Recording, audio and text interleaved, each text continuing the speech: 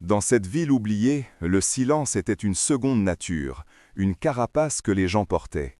Mais quand le passé est venu frapper à ma porte, c'est le silence le plus inattendu qui a décidé de parler. Le café noir, sans sucre, c'était tout ce qu'il commandait, chaque jour, à la même heure. Il s'asseyait toujours au même stand au fond de mon diner, le dos au mur, le visage tourné vers la seule route poussiéreuse qui traversait notre petite ville oubliée de Dieu. Ses mains, larges et tannées par le soleil, reposaient immobiles de chaque côté de sa tasse, comme deux bêtes endormies. Les gens d'ici l'appelaient Arthur, ou simplement le rancher. Personne ne savait grand-chose de lui, sauf qu'il possédait le grand terrain au nord, celui que tout le monde convoitait, mais que personne n'osait approcher. Il ne parlait jamais. Un hochement de tête pour dire bonjour, un autre pour dire merci. En un an, je n'avais jamais entendu le son de sa voix. Pour moi, il était juste une partie du décor, une silhouette silencieuse qui regardait le monde passer depuis son coin sombre. Ma vie, c'était Léo, mon petit garçon de 5 ans, mon rayon de soleil. Il était assis dans le stand d'en face, celui près de la fenêtre, et dessinait des dinosaures sur une serviette en papier avec un crayon vert. Ses cheveux blonds en bataille tombaient sur ses yeux concentrés. Chaque rire qu'il laissait échapper en imaginant ces créatures préhistoriques était comme une bouffée d'air frais dans l'atmosphère stagnante de ma vie. J'avais fui la grande ville avec lui il y a 1 an, avec à peine assez d'argent pour louer une petite maison délabrée et acheter ce diner qui croulait sous les dettes. J'étais parti pour le protéger, pour l'éloigner d'eux. Mais j'avais été naïf de croire qu'il nous laisserait tranquilles. La Mercedes noire est arrivée comme un présage funeste, soulevant un nuage de poussière rouge qui a semblé étouffer le soleil de l'après-midi.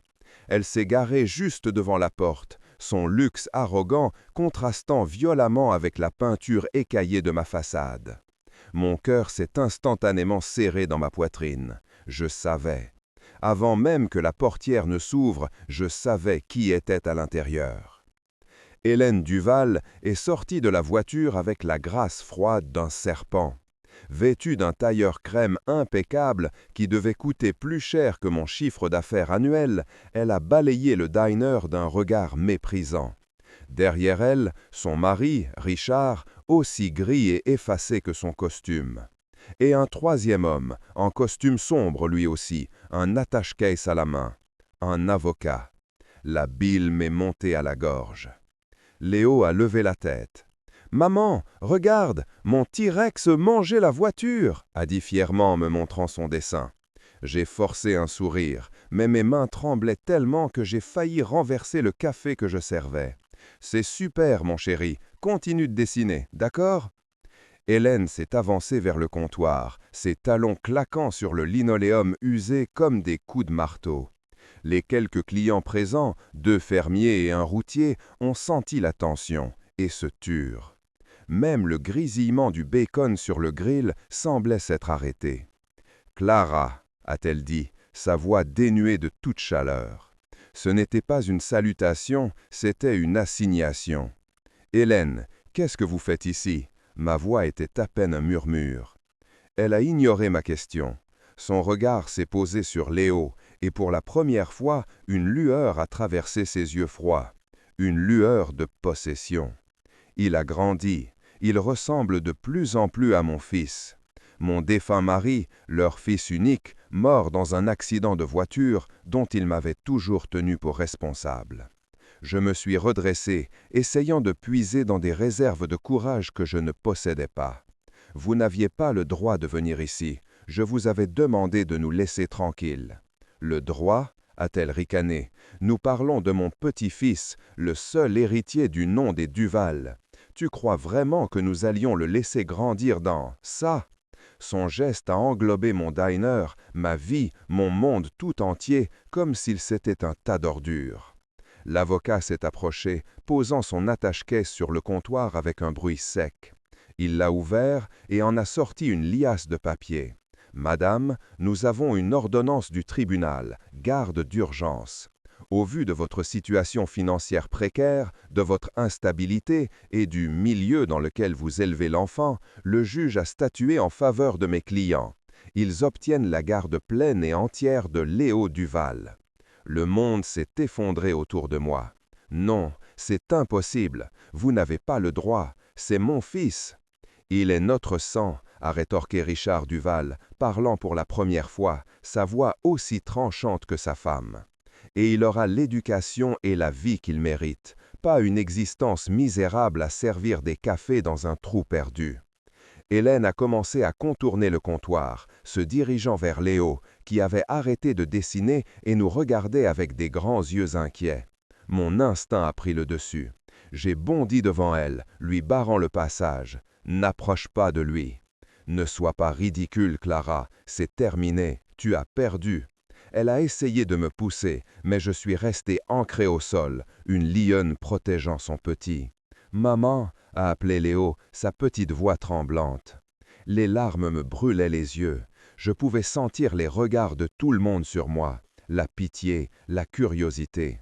Je me sentais mis à nu, humilié, brisé. L'avocat a fait signe à Richard, et les deux hommes se sont approchés pour me maîtriser. J'ai senti leurs mains sur mes bras. La panique m'a submergé.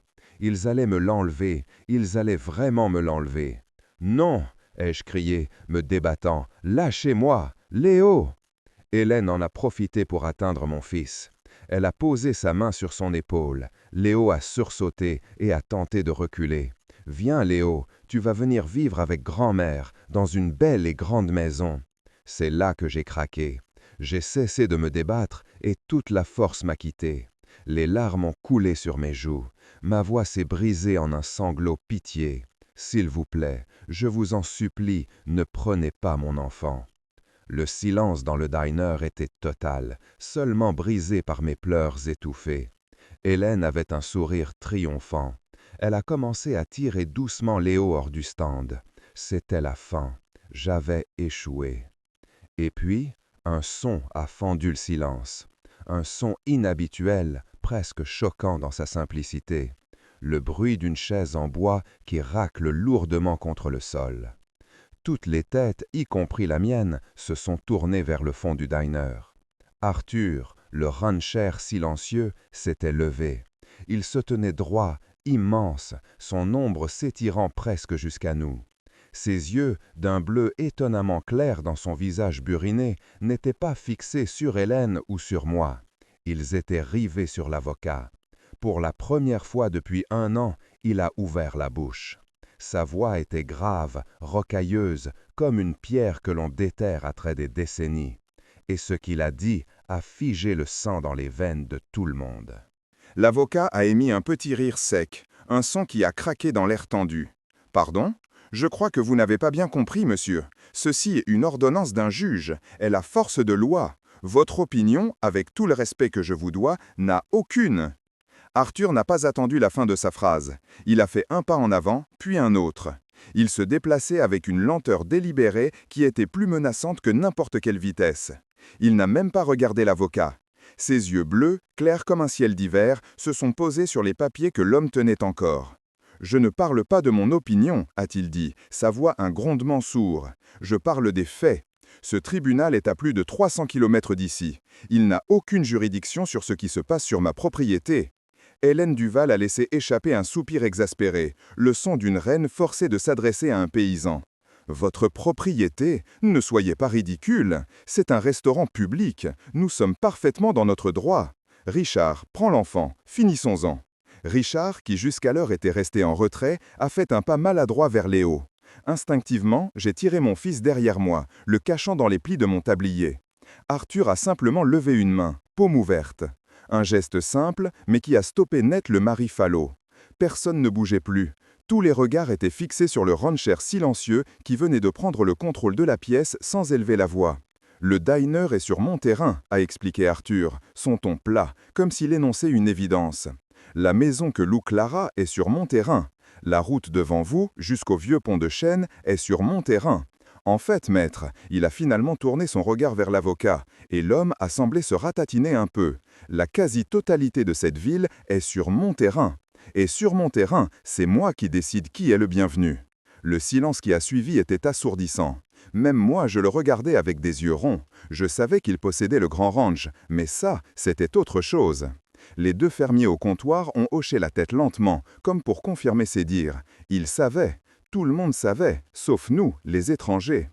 Hélène a été la première à retrouver sa contenance. Un sourire mauvais a étiré ses lèvres fines. « Vraiment ? Eh bien, nous verrons ce qu'en pense un juge quand nous vous poursuivrons pour entrave à la justice. Et quant à votre terrain, tout s'achète. Donnez-moi votre prix. Je suis sûr que nous pouvons trouver un arrangement pour que vous nous laissiez récupérer ce qui nous appartient. » C'était l'erreur à ne pas commettre. J'ai vu quelque chose changer dans les yeux d'Arthur. La patience tranquille a été remplacée par un éclat de glace. « Ce qui vous appartient, a-t-il répété doucement. Vous parlez de cet enfant comme d'un meuble, d'un titre de propriété. Un héritier pour le nom Duval. » Il a secoué la tête, un mouvement lent et plein de pitié. « Vous n'avez jamais rien compris. » Il s'est alors tourné vers moi. Pour la première fois, il m'a vraiment regardé. Pas comme la serveuse qui lui apporte son café, mais comme une personne. Il a vu la terreur dans mes yeux, la façon dont je tremblais en serrant mon fils contre moi. Son expression s'est adoucie, à peine, mais suffisamment pour que je sente un minuscule fil d'espoir s'accrocher à mon cœur qui battait à tout rompre. « L'ordonnance du tribunal, a-t-il repris, en se tournant de nouveau vers l'avocat. L'avocat, retrouvant un peu de son assurance, a gonflé le torse. Entre autres, manque de logement stable, pas de revenus fixes, pas de réseau de soutien, la liste est longue. Le bien-être de l'enfant est la priorité. « Je vois, a dit Arthur. Il a fait un pas de plus, se retrouvant juste en face de moi, de l'autre côté du comptoir. Il m'a ignoré un instant et s'est penché vers Léo, qui se cachait toujours derrière moi. Il n'a pas souri, mais son regard était doux. « Tu aimes les chevaux, petit ?»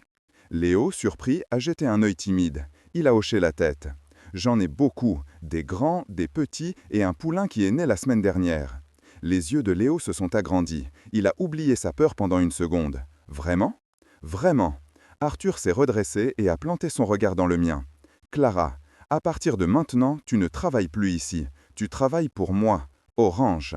Tu t'occuperas des comptes, de l'intendance. Le poste est libre depuis 6 mois. Le salaire est bon. » Il a marqué une pause. « Il y a une petite maison d'amis juste à côté de la principale, meublée, avec un jardin. Elle est à vous. L'enfant ne manquera de rien et il sera en sécurité. » Ma bouche s'est ouverte, mais aucun son n'en est sorti. C'était insensé. Cet homme, ce quasi-inconnu, venait de démanteler phrase par phrase toute l'argumentation juridique des Duval. Logement stable, emploi, revenus, réseau de soutien, il offrait tout. « C'est absurde !» a crié Hélène. « C'est une mascarade. Vous ne pouvez pas faire ça. C'est un arrangement de dernière minute pour tromper la justice. »« Prouvez-le » a dit Arthur calmement.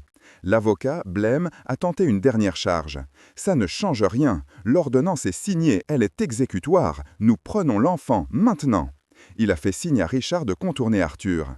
Mais Arthur n'a pas bougé. Il a simplement plongé la main dans la poche arrière de son jean usé et en a sorti un vieux portefeuille en cuir craquelé. Les Duval et leur avocat le regardaient, s'attendant peut-être à ce qu'il sorte de l'argent. Mais ce n'était pas ça. Il l'a ouvert et en a sorti un unique morceau de papier, plié en 4, jauni par le temps. Ce n'était pas un document légal, c'était une photographie. Il l'a dépliée avec des doigts assez délicats et l'a posée sur le comptoir, la faisant glisser vers moi. J'ai baissé les yeux, tremblante. Sur la photo, un Arthur beaucoup plus jeune, peut-être une vingtaine d'années en arrière, se tenait au soleil, le bras passé autour des épaules d'un autre jeune homme. Il souriait à l'objectif, l'air insouciant et heureux, devant la grande barrière en bois du ranch. L'autre jeune homme, mon cœur a raté un battement. C'était mon mari. C'était Thomas, le fils des Duval, bien avant qu'il ne devienne l'ombre de lui-même. J'ai relevé la tête vers Arthur, le souffle coupé, une cascade de questions se bousculant dans mon esprit. Pourquoi Thomas ne m'avait jamais parlé de lui ? Arthur a intercepté mon regard, et son visage était grave, empreint d'une tristesse infinie. Thomas était mon meilleur ami, presque un frère. Sa voix s'est abaissée, n'étant plus destinée qu'à moi, mais assez forte pour que tout le monde l'entende. Il m'a dit, s'il leur arrive quelque chose un jour, à Clara ou à mon enfant, si mes parents essayent de les détruire comme ils ont essayé de me détruire, protège-les pour moi, Art. Il est temps que je tienne cette promesse. Le silence qui a suivi sa révélation était différent. Ce n'était plus un silence de tension ou de peur, mais un silence lourd de passé, de secrets et de promesses brisées. La photo sur le comptoir semblait irradier une chaleur fantomatique, un écho d'un temps plus heureux que je n'avais jamais connu. Hélène Duval regardait la photo avec une expression de pure haine, comme si cette image de son fils souriant, libre et heureux était une insulte personnelle. Richard, lui, avait le visage cendreux, ses yeux fuyant l'image comme s'il s'agissait d'un fantôme. Des mensonges, a sifflé Hélène, mais sa voix manquait de conviction. Des histoires pathétiques, inventées pour nous empêcher de sauver notre petit-fils. Thomas n'avait pas d'amis ici. Nous l'avons envoyé dans les meilleures écoles, loin de cette ruralité. Le mot est sorti de sa bouche comme une insulte. Arthur a repris la photo et l'a soigneusement repliée avant de la ranger dans son portefeuille. Il n'a pas daigné lui répondre. Au lieu de ça, il a sorti son téléphone portable, un vieux modèle à clapet qui semblait aussi décalé que lui dans ce monde moderne. Il a composé un numéro en appuyant sur les touches avec son pouce massif. « Sheriff Barnes » a-t-il dit après un instant. « C'est Arthur. J'ai un petit problème au diner de Clara. J'ai des gens ici qui refusent de quitter ma propriété. Oui, ils importunent mon employé et son fils. Menaces, tentatives d'enlèvement, je dirais. Ils ont un papier, mais il ne vient pas de votre juridiction. Je vous serais reconnaissant si vous pouviez venir régler ça. » Il a écouté un instant, puis a ajouté « Parfait, je vous attends. » Il a refermé son téléphone avec un claquement sec qui a résonné comme un coup de feu.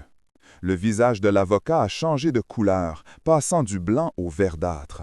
Le nom du shérif Barnes avait visiblement un poids. « C'est une violation de nos droits !» a protesté l'avocat, sa voix montant dans les aigus. « Vous abusez de votre influence locale pour faire obstruction à une procédure légale. » « J'appelle la police locale pour régler un différend sur ma propriété, » a répondu Arthur, impassible. « C'est vous qui êtes venu ici, agitant un papier d'un autre État, essayant de kidnapper un enfant devant des témoins. Voyons voir quelle version des faits le shérif Barnes préférera. » L'assurance des Duval commençait à s'effriter sérieusement. Ils n'étaient plus sur leur terrain de jeu. La ville, les tribunaux, l'argent, tout cela était leur monde. Ici, dans cette petite ville poussiéreuse, les règles étaient différentes. Et le maître du jeu, c'était apparemment cet homme silencieux que j'avais pris pour un simple fermier. Hélène a jeté un regard furieux vers Léo, qui me serrait la jambe, puis vers moi. « Tu ne gagneras pas, Clara. Tu peux te cacher derrière ce paysan, mais le nom des Duval a le bras long. Nous reviendrons avec les bonnes personnes et les bons papiers. Tu ne pourras pas garder mon petit-fils dans ce trou à rats pour toujours. » « Il n'y aura pas de prochaine fois, » a dit Arthur, sa voix basse et définitive. Il s'est approché du comptoir, a sorti quelques billets de son portefeuille et les a posés à côté de sa tasse de café à moitié bu. « Clara, ferme le diner. Léo, va chercher ton sac à dos. Vous venez avec moi, maintenant. » Ce n'était pas une suggestion, c'était un ordre, mais un ordre qui ressemblait à un sauvetage. J'ai hoché la tête, incapable de parler. J'ai pris Léo par la main et l'ai conduit vers l'arrière-salle où se trouvaient ses affaires. Mes mains tremblaient tellement que j'ai eu du mal à enfiler ses petites chaussures. « Maman, on va voir les chevaux ?» a-t-il murmuré, ses grands yeux remplis d'un mélange de peur et d'excitation. « Oui, mon cœur, on va voir les chevaux. » J'ai avalé une boule dans ma gorge. Je ne savais pas où nous allions, ni ce qui allait se passer. Mais pour la première fois depuis des mois, je n'étais plus seul. Quand nous sommes revenus dans la salle principale, les Duval et leur avocat étaient toujours là, figés dans une indécision rageuse. Le bruit d'un moteur approchant a mis fin à leur hésitation.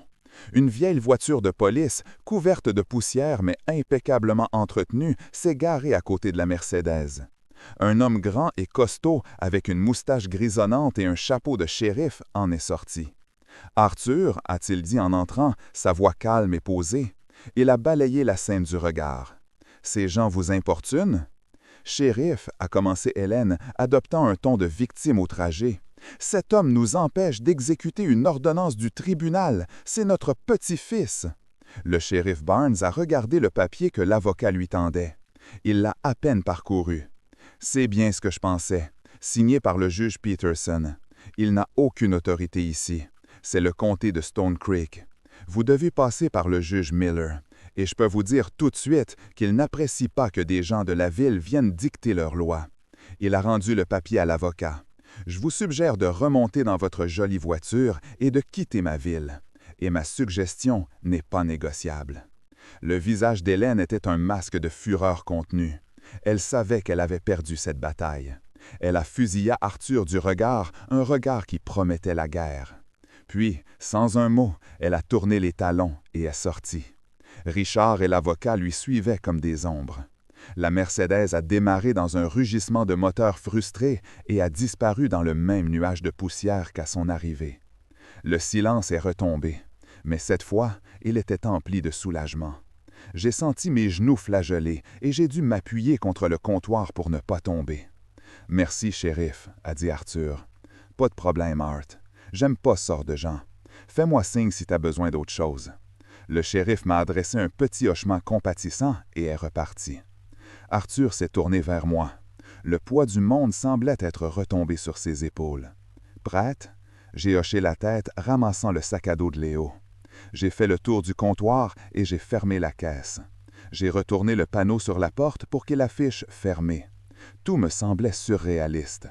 En l'espace de 20 minutes, ma vie avait été menacée, puis complètement bouleversée, par un homme dont j'ignorais jusqu'au son de la voix.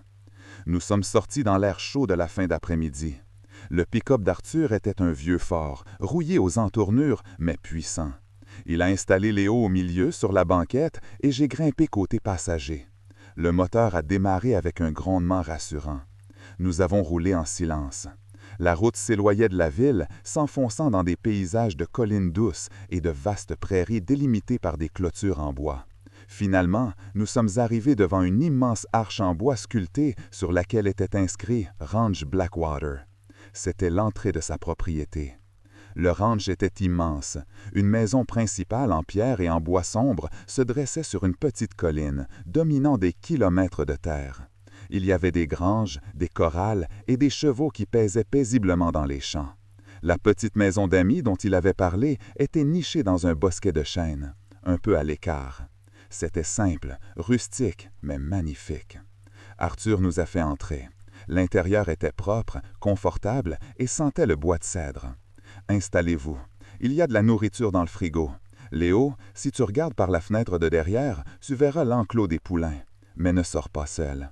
Léo s'est précipité vers la fenêtre, les yeux brillants. Je me tournai vers Arthur, me sentant submergé par une dette que je ne pourrais jamais rembourser. Je ne sais pas comment vous remercier. Vous avez tout sauvé. Il a haussé la tête, l'air presque mal à l'aise. J'ai fait une promesse. Mais pourquoi? Pourquoi Thomas ne m'a jamais parlé de vous? Il me disait qu'il avait coupé les ponts avec tout son passé ici. Un voile de tristesse a de nouveau passé sur le visage d'Arthur. Il a essayé, mais on ne peut pas fuir ce qu'on est. Ses parents, ils ne l'ont jamais pardonné. Pas pour vous avoir épousé, pour autre chose. Quelque chose qui s'est passé ici, il y a longtemps. C'est pour ça qu'il les contrôlait. C'est pour ça qu'ils pensent que Léo leur appartienne. Une sensation de froid m'est envahie malgré la chaleur de la pièce. Quelque chose. Qu'est-ce qui s'est passé? Arthur a hésité, son regard se perdant au loin, vers les collines qui se teintaient d'orange au soleil couchant. Ils vous ont dit que Thomas était mort dans un accident de voiture, n'est-ce pas? Oui, ils ont dit qu'il conduisait trop vite, qu'il était imprudent. Arthur a secoué la tête lentement, ses yeux d'un bleu profond se fixant sur les miens. Il y avait une douleur ancienne et terrible dans son regard, une douleur que j'ai soudain reconnue comme étant du deuil. Ce n'était pas un accident, Clara, et Thomas n'était pas seul dans la voiture cette nuit-là. Le sol s'est dérobé sous mes pieds. Chaque certitude que j'avais sur la mort de mon mari, chaque bribe de l'histoire que les Duval m'avaient racontée s'est effondrée en un instant. Pas seul? Qu'est-ce que vous voulez dire? La police a dit? La police a dit ce que les Duval l'ont payé pour dire, a coupé Arthur, sa voix dure comme la pierre. La vérité, c'est que cette nuit-là, Thomas n'était même pas au volant cette nuit-là. Il était venu me voir, ici, au ranch. Il était désespéré. Ses parents le faisaient chanter, menaçant de vous couper les vivres, à toi et au bébé que tu portais, s'il ne revenait pas prendre la direction de l'entreprise familiale. Il voulait fuir, tout recommencer, loin d'eux, avec toi. Il a fait une pause, le poids de ses mots remplissant la petite maison. Léo, à la fenêtre, était trop absorbé par les poulains pour nous entendre. C'était une conversation pour les adultes, une conversation sur les fantômes. Il y avait quelqu'un d'autre avec lui cette nuit-là, a continué Arthur. Mon petit frère, Daniel. Il n'avait que 19 ans. Daniel idolâtrait Thomas. Il a proposé de le raccompagner en ville, de lui remonter le moral. Thomas avait trop bu pour conduire. C'est Daniel qui était au volant de la voiture de Thomas quand les freins ont lâché. La nausée m'a envahi. Les freins, un accident. Ils ont saboté la voiture, ai-je murmuré horrifié. Je n'ai jamais pu le prouver, a admis Arthur, une lueur de fureur impuissante dans les yeux. Mais je sais qu'ils étaient capables de tout pour récupérer leur fils. Ils ne s'attendaient juste pas à ce que quelqu'un d'autre meure avec lui. Pour eux, Daniel n'était qu'un dommage collatéral, un fils de rancher sans importance. Ils ont étouffé l'affaire, payé les bonnes personnes. L'histoire officielle est devenue Thomas Duval, seul, mort dans un accident dû à une vitesse excessive. Ils en salissent sa mémoire pour protéger leur nom. Et ils ont utilisé la mort de mon frère pour s'assurer que personne ne creuserait jamais plus loin. Je me suis assise lourdement sur une chaise, ma tête tournant. C'était monstrueux. Toute ma peine, toute ma culpabilité, car il m'avait fait sentir coupable, reposait sur un mensonge tissé pour cacher un crime. Et Arthur, il avait vécu avec cette vérité, seul, pendant toutes ces années. Le rancher silencieux. Il n'était pas silencieux par nature, il était silencieux de chagrin. C'est pour ça qu'ils veulent Léo, ai-je compris, la voix brisée. Il n'est pas juste un héritier, il est le dernier lien avec leur fils, le dernier morceau de lui qu'ils peuvent contrôler. Exactement, a confirmé Arthur, et c'est pour ça qu'ils ne s'arrêteront pas. La promesse que j'ai faite à Thomas, ce n'était pas seulement de veiller sur vous, c'était de m'assurer que vous ne finiriez jamais comme lui, piégé dans leur toile. Ce soir-là, pour la première fois depuis des mois, j'ai dormi d'un sommeil profond, malgré les révélations choquantes. Savoir que Léo était en sécurité dans la chambre voisine, sous le toit d'un homme qui risquerait tout pour nous protéger, était un baume sur mon âme fatiguée. Les jours suivants ont été une étrange parenthèse de paix. J'ai commencé à travailler dans le petit bureau du ranch, mettant de l'ordre dans des années de comptabilité négligée. Léo a découvert le paradis sur terre. Arthur, fidèle à sa parole, lui a montré comment s'occuper des poulains. J'entendais leur rire flotter depuis la maison, un son qui semblait si naturel, si juste. Je voyais le petit garçon en manque d'une figure paternelle et l'homme en deuil d'un frère s'apprivoiser mutuellement. Lentement, le rancher silencieux a commencé à parler davantage, me racontant des histoires sur Thomas et Daniel, ressuscitant un passé que j'ignorais. Et moi, je lui parlais de ma vie avec Léo, des petits riens qui composaient notre monde. Mais nous savions tous les deux que les Duval n'avaient pas dit leur dernier mot. La contre-attaque est arrivée une semaine plus tard. Pas sous la forme d'une Mercedes noire, mais d'une lettre officielle d'un cabinet d'avocats beaucoup plus puissant. Ils nous attaquaient sur tous les fronts. Une nouvelle demande de garde, accusant Arthur de séquestration, des accusations de fraude contre moi, et même une plainte pour réclamer la propriété du terrain sur lequel se trouvait mon ancien diner, prétendant un accord verbal passé avec l'ancien propriétaire. C'était une déclaration de guerre totale, conçue pour nous noyer sous les frais de justice et nous épuiser. Ce soir-là, Arthur est resté assis sur le porche, la lettre à la main, regardant le soleil se coucher. Pour la première fois, je l'ai vu sembler fatigué. « Ils ne lâcheront jamais », ai-je dit, m'asseyant à côté de lui. « Non », a-t-il répondu. « On ne peut pas gagner contre eux sur leur terrain. Ils achèteront les juges, les avocats, les témoins. Il n'y a qu'une seule façon de mettre fin à ça. Il faut détruire le fondement de leur pouvoir, leur réputation. » Le lendemain matin, il a pris la route avant l'aube. Il est revenu tard dans la soirée, l'air grave. Il n'a rien dit, mais je savais qu'il avait mis quelque chose en mouvement. 2 jours plus tard, le monde a basculé. Un grand journal national a publié un article en première page. Le titre était explosif. « L'héritage Duval, un empire bâti sur un mensonge et la mort d'un innocent ». L'article, écrit par un journaliste d'investigation réputé, détaillait tout. L'accident, la mort de Daniel, le frère d'Arthur, le rapport de police falsifié. Il y avait des témoignages. Le mécanicien à la retraite qui avait inspecté la voiture à l'époque et qui avait été menacé pour se taire. une ancienne secrétaire des Duval qui avait entendu des conversations compromettantes. Et au centre de tout, le témoignage poignant d'Arthur Morgan, le rancher de Blackwater, qui avait finalement décidé de briser des années de silence pour honorer la mémoire de son frère et protéger la famille de son meilleur ami. L'article a fait l'effet d'une bombe. Le nom des Duval, symbole de pouvoir et de respectabilité, est devenu synonyme de crime et de corruption. Le scandale était énorme. Une enquête a été rouverte sur la mort de Thomas et Daniel. Les actions de leur entreprise ont chuté. Les amis de la haute société les ont lâchés. Ils étaient devenus des parias. La dernière fois que j'ai vu Hélène Duval, c'était à la télévision. Elle sortait d'un tribunal, le visage ravagé, assaillie par une meute de journalistes. Elle n'était plus la reine froide et méprisante. Elle n'était plus qu'une vieille femme brisée qui avait tout perdu en essayant de tout contrôler. La guerre était terminée. Toutes les poursuites contre nous ont été abandonnées. J'ai officiellement vendu le diner à un jeune couple de la ville, utilisant l'argent pour rembourser mes dettes et commencer une nouvelle vie. Une vie au ranch Blackwater. Ce soir, je suis assis sur le même porche où Arthur semblait si fatigué quelques semaines plus tôt. Léo, endormi, est blotti sur mes genoux. Le soleil se couche, peignant le ciel de couleurs flamboyantes. Arthur est à côté de moi, silencieux. Mais son silence est différent maintenant. Il est apaisé, paisible.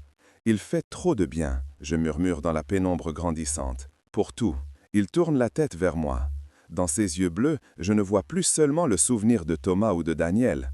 Je vois autre chose, un avenir. Thomas voulait que tu sois libre, Clara, dit-il doucement. Que Léo grandisse en étant libre, c'est tout ce qui compte. Il pose sa grande main tannée sur mon épaule, un geste simple, protecteur. Et pour la première fois, je comprends que je ne suis pas seulement venu ici pour fuir un passé. Je suis venu pour trouver un foyer. Avec Léo, avec cet homme silencieux qui a changé nos vies en tenant une promesse faite à un ami. Et en regardant les étoiles commencer à scintiller au-dessus des vastes terres du ranch, je sais que nous sommes enfin là où nous devons être.